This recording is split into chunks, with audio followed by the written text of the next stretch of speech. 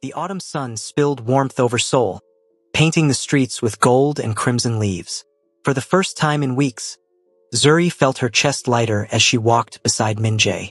His hand rested casually on hers, their fingers brushing in the most natural way. At least it looked natural to everyone else.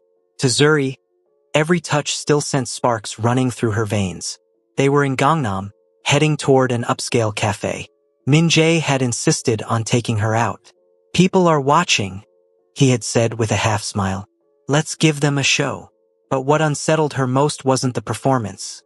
It was how much of it didn't feel like acting anymore. Inside the cafe, whispers trailed after them like shadows. "Is that Min-jae? With a woman? She's beautiful. But she doesn't look Korean. Do you think it's serious?" Zuri's palms itched. She hated being stared at. All her life, she had been the outsider. And now, sitting beside a man feared across Seoul, she felt the weight of every eye in the room. But then Min-jae leaned close, his voice low against her ear. "Ignore them. The only person you need to see is me." Her breath caught. She turned, meeting his steady gaze, and for a moment, the cafe melted away. "Order whatever you want," he added, handing her the menu. "Don't look at the prices." She laughed nervously. "That's easy for you to say." "Try me," he said, lips curving slightly. So she did. She ordered a decadent slice of strawberry shortcake and the richest hot chocolate on the list. When the waiter left, Min-jae arched a brow at her choice. "Sweet tooth. Sometimes," she admitted, smiling shyly. "Good," he said. "You deserve sweetness." Her heart flipped. He said it so casually, but the warmth in his tone stayed with her long after the cake arrived. They ate slowly. Min-jae wasn't a man of many words, but Zuri found herself talking. About her childhood in Africa, about the things she missed, about the books she read late at night, in the study, and he listened, really listened. His dark eyes stayed on her as if every word mattered. At one point, she laughed at her own story, shaking her head. "I must sound ridiculous." "No," he said quietly. "You sound alive. Don't stop." It struck her then. How different this was from her parents, who had only ever reminded her of what she lacked. With Min-jae, she wasn't lacking. She was enough. When they left the cafe, the city buzzed around them, neon signs flickering as the evening crowd gathered. A photographer's flash went off from across the street. Paparazzi. Min-jae didn't flinch. Instead, he slipped an arm around Zuri's waist, pulling her close. "Smile," he murmured. Her instinct was to shrink, but something in his grip steadied her. She looked up, meeting his gaze. He gave her the smallest nod, and together, they turned to the cameras. His lips curving, her smile shy but real. The flashes went wild. But when Min-jae leaned down and pressed a kiss against her temple, Zuri's breath hitched. It was supposed to be for show, just an act. Only, it didn't feel like acting. Not when his lips lingered warm against her skin.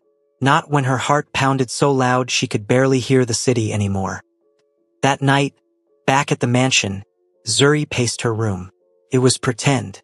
It was all pretend. But why couldn't she stop touching her temple where he'd kissed her?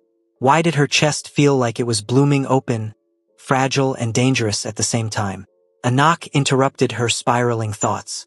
She opened the door to find Min-jae leaning casually against the frame, 2 mugs in his hands. "Couldn't sleep?" he asked. She shook her head. "You?" He lifted 1 mug. "Thought you could use hot chocolate." I remembered. Her heart squeezed.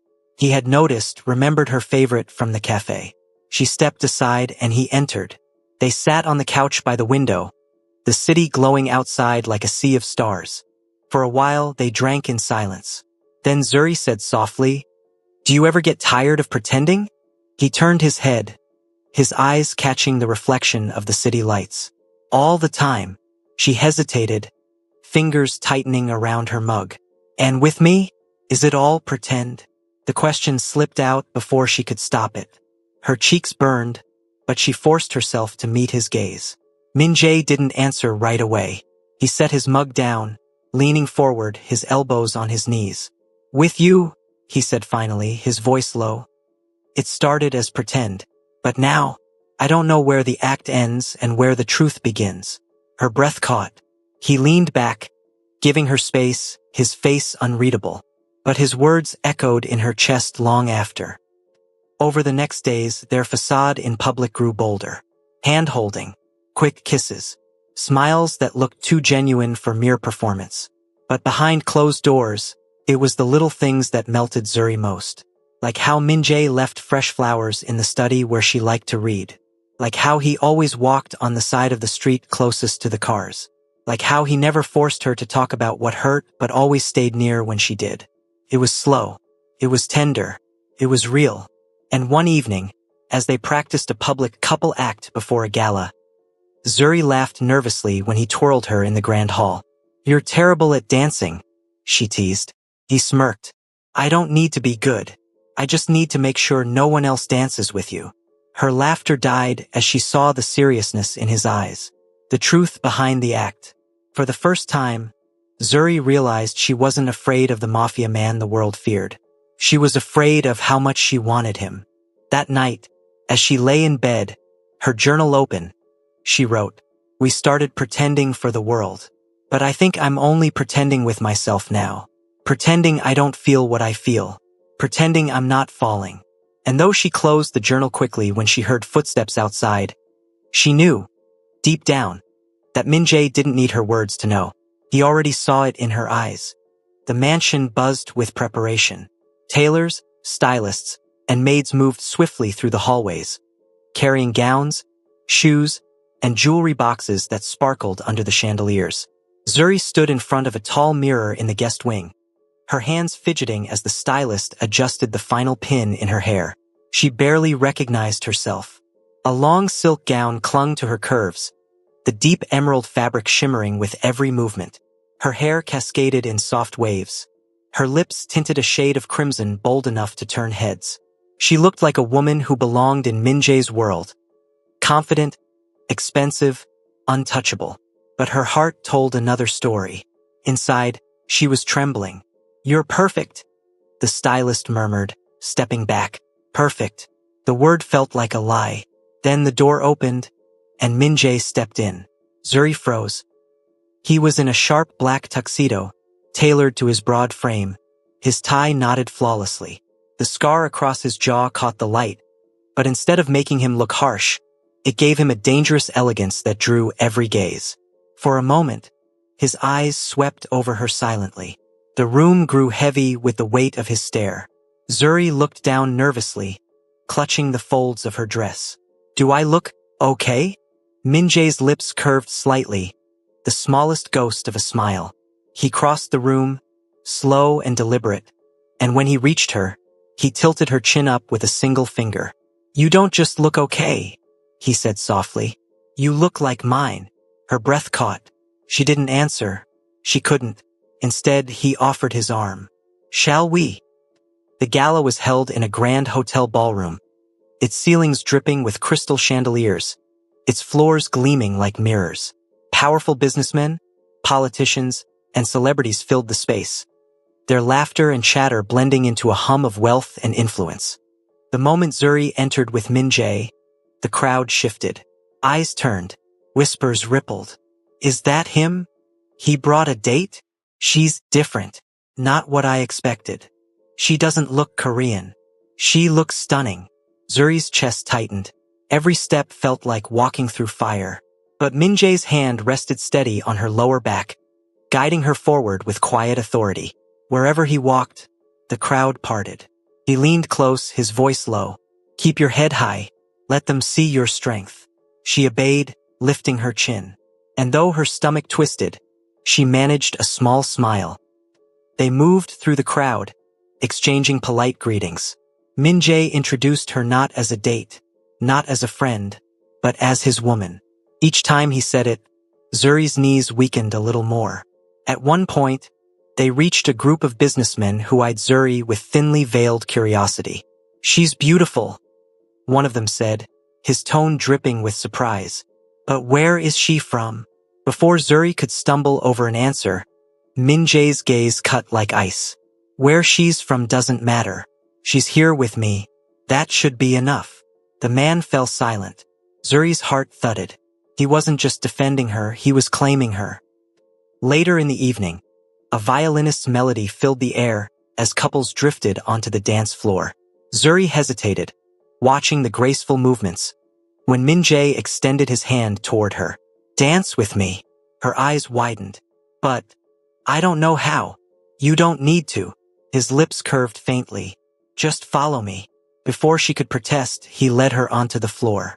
His hand settled firmly at her waist, his other hand guiding hers. The music swelled, and somehow her feet moved with his. She stumbled once, but he caught her effortlessly, his arm tightening around her. "Relax," he murmured. "Trust me." And she did. Slowly, the fear melted, replaced by warmth as he twirled her under the chandeliers. For the first time that night, Zuri forgot the whispers, the eyes, the weight of expectation. All she felt was him. When the music ended, applause filled the ballroom. Min-jae leaned down, his lips brushing the shell of her ear. "You did perfectly," he whispered. Zuri's cheeks burned. It didn't feel like an act anymore. But while Zuri was lost in Min-jae's world, shadows moved elsewhere in the ballroom. In a corner, two men in dark suits whispered urgently. "She's with him now. Did you see how he looked at her?" "Yes, he's distracted. That's dangerous. We need to act soon, before she weakens him further." Their eyes stayed locked on Zuri, glittering with calculation. The gala was filled with light and music, but underneath, something darker brewed. And though Zuri didn't know it yet, her presence had become more than gossip. She had become a target. When the night ended, Min-jae escorted her back to the car. The city lights blurred outside as they rode in silence. Finally, Zuri whispered, "Do you ever get tired of fighting the world?" His hand brushed hers on the leather seat. "Only when I forget why I'm fighting." She turned to him, her heart racing. "And now?" His gaze lingered on her, steady and unreadable. "Now I remember." That night, as she lay in bed, Zuri realized something terrifying. She wasn't just pretending anymore. She was falling. And in a world as dangerous as Min-jae's, falling could be the most dangerous thing of all. The sun had barely risen when Zuri stirred awake. Her body felt light, as if she had dreamed of floating, but the memory of the gala quickly settled like weight on her chest. She could still hear the whispers, the sharp stares, the silent judgment of hundreds of eyes.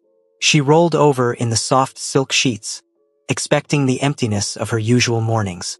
But instead, Min-jae sat in a chair near the window, his black suit jacket draped over the armrest, his white shirt slightly unbuttoned, his tie loose around his neck. He hadn't slept. His gaze was fixed on the city outside, the morning light carving his profile into shadows and fire. A cup of untouched coffee rested on the table beside him. Zuri sat up, pulling the blanket around her shoulders. "You didn't sleep?" Min-jae turned his head slowly. His eyes, sharp and unreadable, softened the moment they landed on her. "I couldn't." "Why?" she asked quietly.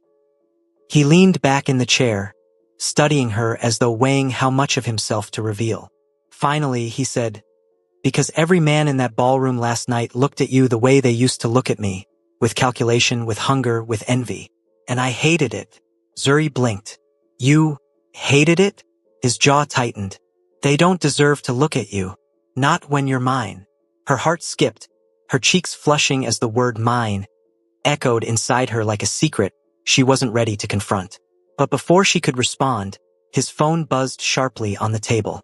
He ignored it. Later that morning, while Min-jae disappeared into his study to take calls, Zuri wandered through the mansion's long hallways.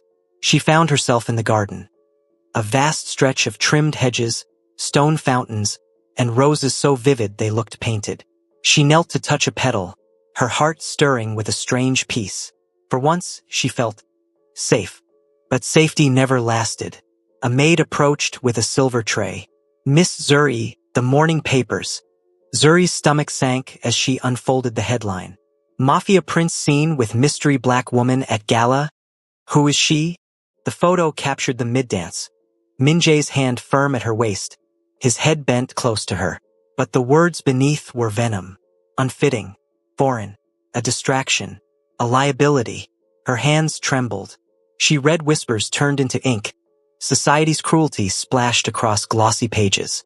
The words orphan and adopted twisted like knives. She dropped the paper onto the grass, bile rising in her throat. When Min-jae returned, he found her still in the garden, her shoulders hunched, her face pale. He picked up the discarded paper and skimmed it in seconds. His eyes darkened. "Don't read trash," he said firmly, crumpling the pages in his fist. Zuri swallowed hard. "But it's what they think. It's what they see when they look at me. Maybe they're right. Maybe I don't belong." "Enough." His voice cut sharp but not cruel. He crouched in front of her, forcing her to meet his eyes. "You don't belong to them, Zuri. You belong to yourself.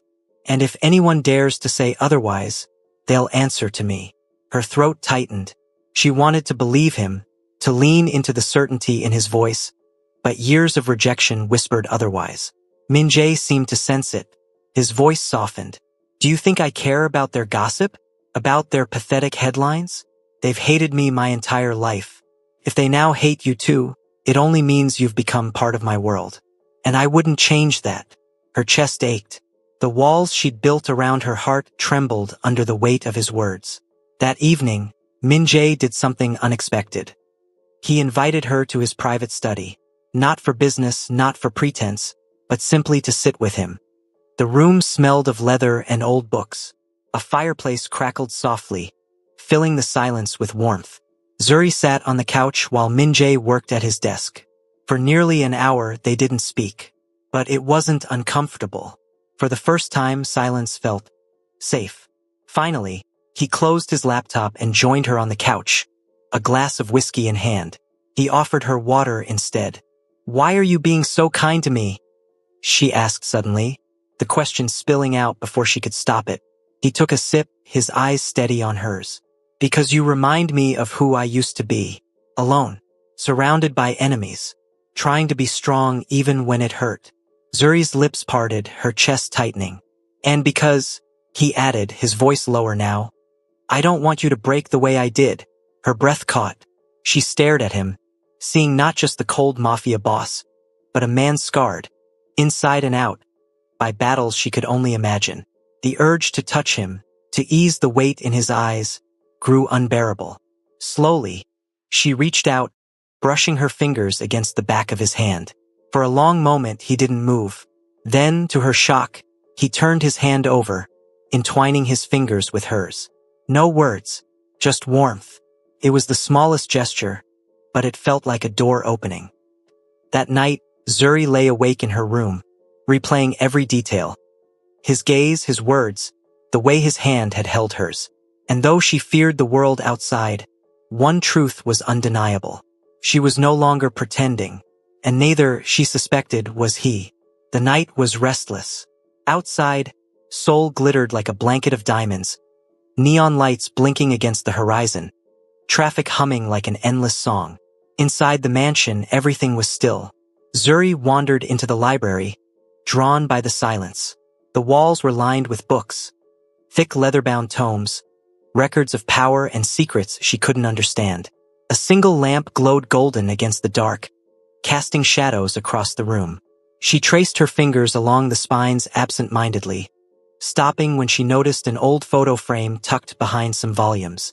Curious, she pulled it out. It was a younger Min-jae, barely 18. His expression was guarded, his eyes the same sharp steel she knew now. But there was something rawer, more vulnerable in them. Beside him stood an older man, stern and proud. His father, she guessed. Before she could study it further, the door opened. "Curious, aren't you?" Zuri startled, nearly dropping the frame. Min-jae stood at the doorway, his suit jacket gone, his shirt sleeves rolled up, revealing the ink winding along his forearms. I didn't mean to pry," she stammered, quickly placing the frame back. He crossed the room slowly, his footsteps deliberate. "It's fine. I wouldn't leave it there if I didn't want it seen." She searched his face, trying to read the truth in his words. "Is that your father?" Min-jae's gaze lingered on the photo for a long moment. His jaw tightened, but then he gave a single nod. He taught me how to rule, how to fight, how to survive. But he never taught me how to be free. Zuri tilted her head. And are you free now? His eyes found hers, intense, unblinking. Not yet. The air between them thickened, humming with something unspoken. They ended up sitting by the fireplace, the flames throwing dancing shadows across their faces. The library felt like its own world, secluded from danger, from whispers, from the weight of expectations. Zuri hugged her knees to her chest, watching the fire. Do you ever regret the life you chose? Min-jae poured himself a drink but didn't touch it. His voice was low, thoughtful. I didn't choose it. Chose me. And once you're in, there's no out. You learn to harden, to become untouchable. Otherwise, you die. He glanced at her then, his gaze softening. But you walk into this house with your scars and your silence, and somehow you're braver than all of them. Her breath caught. Me? Brave. You survived things most wouldn't, and you didn't lose your heart in the process. Zuri turned away quickly, embarrassed by the heat flooding her cheeks. She wasn't used to hearing words like that. Words that felt like balm over wounds that had been open too long. The silence stretched, heavy with meaning. Then Min-jae shifted closer. His hand reached out, not commanding this time, not forceful. Gently, he brushed a strand of hair from her face. His fingers lingered against her cheek, warm and careful, as though she might break. Zuri froze, her heart pounding in her ears. Why are you doing this? She whispered. His voice was almost a murmur. Because I can't stop. The moment unfolded slowly, like a fragile secret neither dared to ruin. His hand slid from her cheek to the back of her neck, his thumb grazing her skin. He leaned closer, his breath mingling with hers, his eyes searching hers for permission. Zuri's chest tightened. For years, she had been told she was unwanted, unworthy, unloved. Now here was a man who saw her not as an orphan, not as a burden, but as something precious. She didn't think. She simply closed the space between them. Their lips met, soft at first, hesitant, testing. It wasn't the kind of kiss she had seen in movies, desperate and wild. It was gentle, careful, almost reverent, as though he was afraid to hurt her. Her hands trembled against his chest, feeling the steady thrum of his heartbeat beneath the fabric. But when he deepened the kiss, pulling her closer, the gentleness turned into something fiercer. The walls he had built around himself began to crumble, brick by brick, and Zuri felt herself melting into him, no longer afraid. When they finally pulled apart, both breathless, the room felt changed, charged with something that couldn't be undone. Zuri's voice shook. We're not pretending anymore, are we? Min-jae's lips curved, the faintest ghost of a smile. No, not anymore. They stayed by the fire long into the night, not speaking much, but sitting close, her head resting against his shoulder, his arm draped protectively around her.